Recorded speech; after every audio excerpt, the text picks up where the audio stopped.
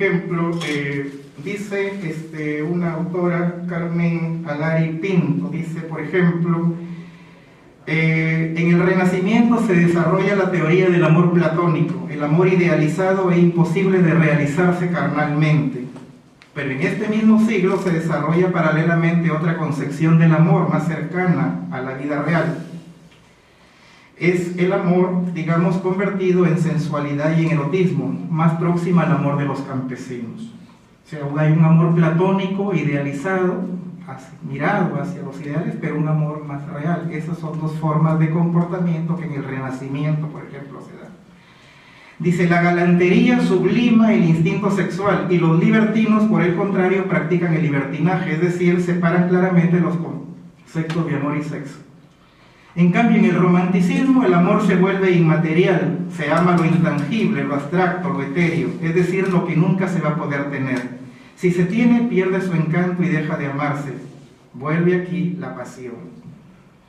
Luego, en el siglo XX, aparecen las nuevas ideas ante el amor, fruto sin duda del notable cambio de la sociedad de este siglo. El sexo se distancia del amor, cobrando mucha importancia, pero no llega a separarse de él, porque puede haber sexo sin amor, pero no amor sin ningún aliciente sexual. Así se reconoce el papel que juega la sexualidad en la felicidad del ser humano. Es decir, estas concepciones, esta idea, estas prácticas humanas vinculadas al amor, responden a cogniciones, a mentalidades y a racionalidades culturales e históricas, y esas racionalidades se configuran en el lenguaje, en los modos de decir. Uno de esos modos de decir es el discurso poético, y el discurso poético, en este caso de Milton, está dentro de la tradición, dentro de lo que es la tradición literaria. Tópicos ya de lo nostálgico, lo etéreo, lo pasional están involucrados y le van dando configuración al universo nocturno que él titula a este conjunto de poemas.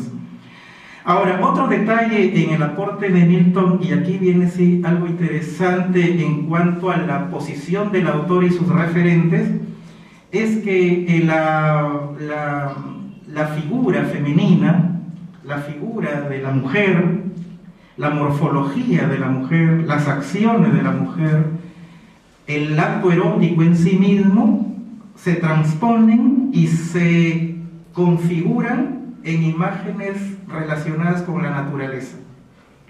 Y esta es también una manera de hacer literatura. Neruda, por ejemplo, ya se fue citado por Hilbert, forma parte de esta tradición. En el sentido de la mujer es la naturaleza, o la naturaleza es mujer.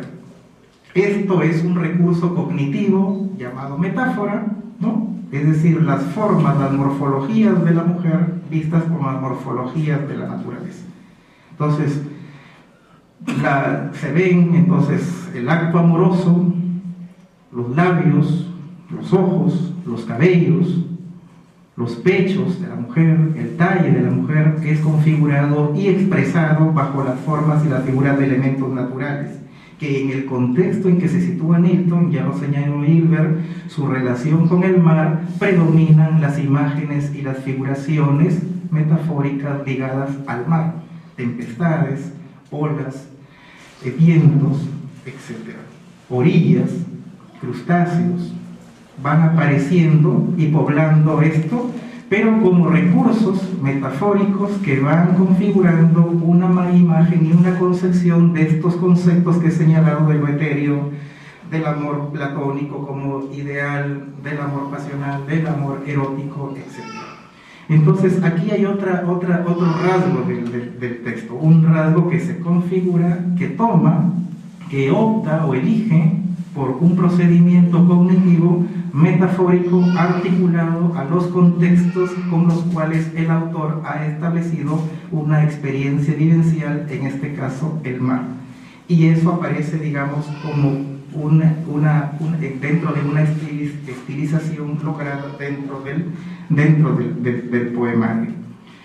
El otro elemento que entiendo aparece también aquí ligado a esta configuración de lo erótico y de la configuración metafórica con la naturaleza, y que liga con este elemento de la naturaleza, es con con el otro tema del libro, que es el conocer, bueno, desde mi perspectiva.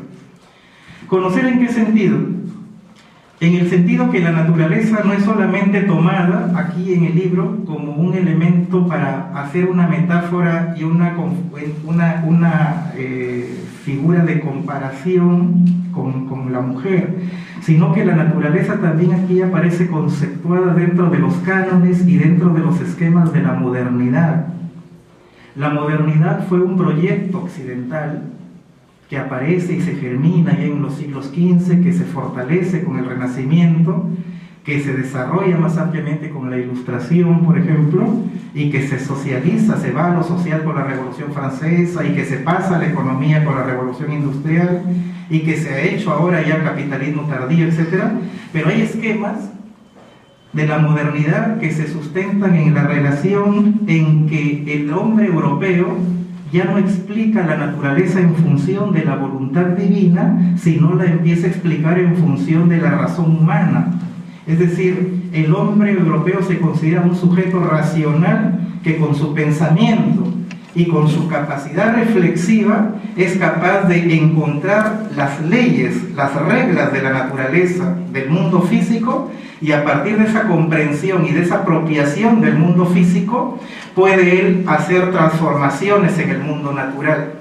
Entonces se establece una dicotomía entre humano racional y naturaleza irracional, y el humano en su racionalidad empieza a dominar, a transformar, a desustanciar, a conocer la naturaleza, y la máxima expresión de esa racionalidad es la ciencia, y por lo tanto el conocimiento científico aparece como el nuevo Dios en los esquemas de la modernidad. Entonces yo he percibido que esta tradición moderna, donde el sujeto humano aparece configurado en el estatus de un sujeto racional que desustancia la naturaleza, aparece en esta idea del universo nocturno también de Milton Chaflot, consciente o inconscientemente. Pero si vamos a lo que dicen los lacanianos, los psicoanalistas, estos están en los inconscientes de quienes ya formamos parte de esta tradición. Pero aquí el universo nocturno, fíjense, universo, naturaleza, infinitud, extensión, nocturno, noche, oscuridad, que en la racionalidad moderna va a ser iluminado por la luz del conocimiento, por la luz del ser humano. Y eso se encuentra configurado de varias maneras. Por ejemplo, voy a citar para terminar esta intervención, dice: el yo racional es intensivo, el humano, y actúa sobre un tú, sobre la naturaleza, que es extensivo. Es decir, la naturaleza es extensa, pero la racionalidad humana es intensa y profundiza. Por ejemplo, el poema Universo Nocturno, que está en la página 30 del libro. Ahí, por ejemplo, la noche aparece como condición para la luz. Es decir, la racionalidad necesita de la irracionalidad para actuar. La luz está convencida de su poder. A más inmensidad de la noche, más poder de la iluminación. La espesura, la magia, el poder, la infinitud de la noche no debilitan, sino más bien implican el poder de la luz. Aquí, por ejemplo, tenemos nosotros configurado este poder y esta hegemonía que la racionalidad ejerce sobre la irracionalidad. El yo racional refleja el tú natural, es decir, la naturaleza se convierte en reflexión dentro de la razón humana. Y hay que entender que en la tradición griega la palabra reflexión viene de lo significado espejo. Reflexión significa espejo. La mente es un espejo donde la realidad se representa, se refracta. ¿Qué dice en el poema El espejo azul de la noche? Inclusive fíjense esto, el espejo azul de la noche. La noche se va a reflejar en el espejo de la racionalidad del ser humano. Dice: en los días de otoño gris llueve en mi razón, el fuego del látigo azul arriban a la orilla criaturas de todas formas bajo el espejo azul de la noche. En los días de otoño gris adivino la forma que tiene la arena. Eso de dar forma al mundo es un hecho racional. Los infiernos caen, es decir, son explicados. Y me preguntas cuánto vivo, y es que el mundo aún no